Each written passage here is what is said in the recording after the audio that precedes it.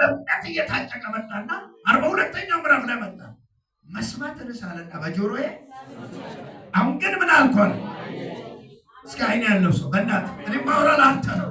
አይን ያለው ወሪጀተው መናና ሁወዱት ነላን ያመኝ ስረተዋ ሮብሳል ከከለ በቃቆፍታ ኢየሱስ ክርስቶስ ኢሰው ሰሚራ ገረከው አመላሉ ጫልቀበ አማ ሁበቹ ጫልቀበ ይው ወሰጂነናት ማየት ተጀምሪያለህ።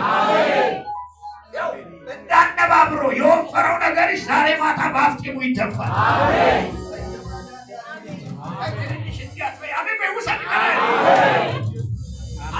እንዳነባብሮ ደግሞ ወፈር ያለ መከራ እሱ ይገለበጣል።